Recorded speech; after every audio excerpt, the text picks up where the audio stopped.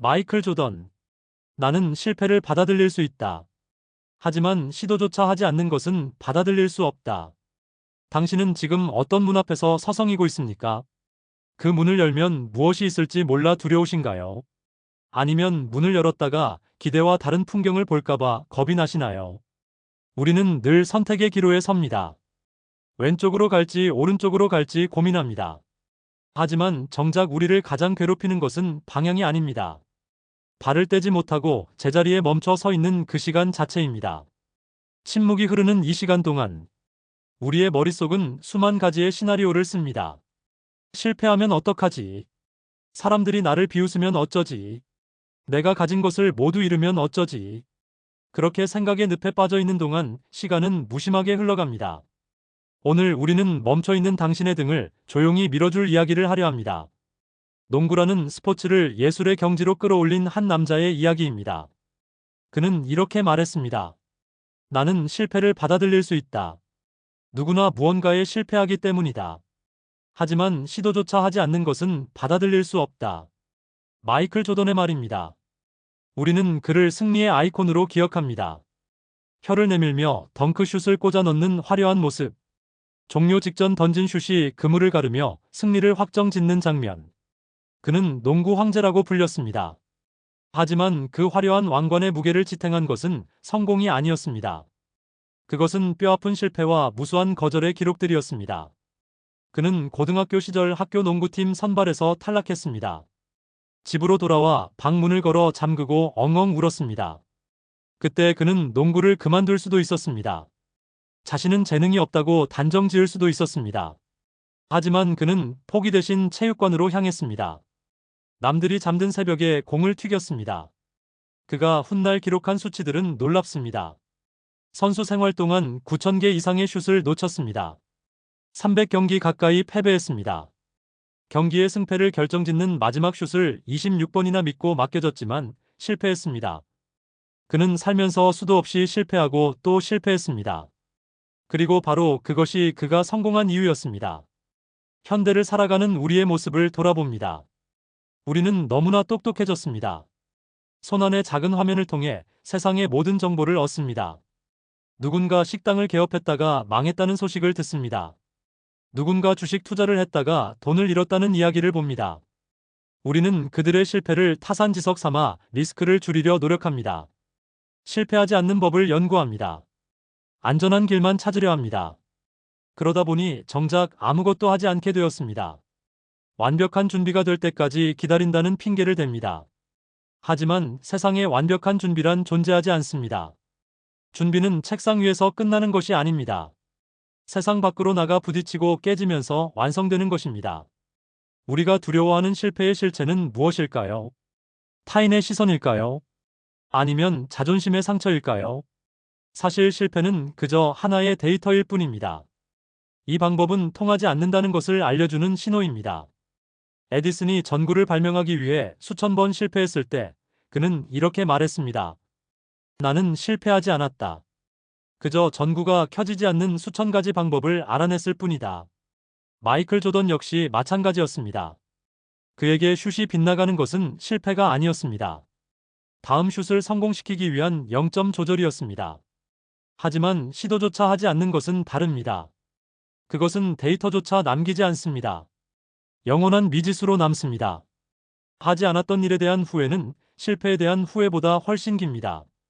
심리학자들의 연구 결과가 이를 증명합니다. 사람들은 자신이 저지른 실수보다 하지 않은 행동을 더 오래 후회한다고 합니다.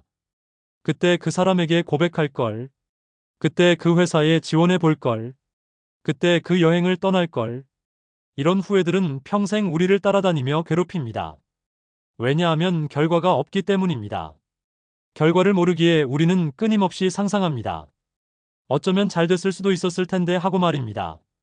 가지 않은 길에 대한 미련은 유령처럼 우리 곁을 맴돕니다. 조던의 삶에서 가장 극적인 순간 중 하나를 꼽자면 1995년을 들 수 있습니다. 그는 농구 코트를 떠나 야구라는 새로운 도전을 했습니다. 아버지의 꿈을 이루기 위해서였습니다. 하지만 야구 선수로서의 조던은 초라했습니다. 마이너리그를 전전하며 낮은 타율에 허덕였습니다. 사람들은 그를 비웃었습니다. 농구 황제가 땅바닥으로 추락했다고 조롱했습니다. 그것은 객관적으로 보면 실패한 도전이었습니다. 하지만 조던은 훗날 그 시간을 헛되지 않았다고 회상했습니다.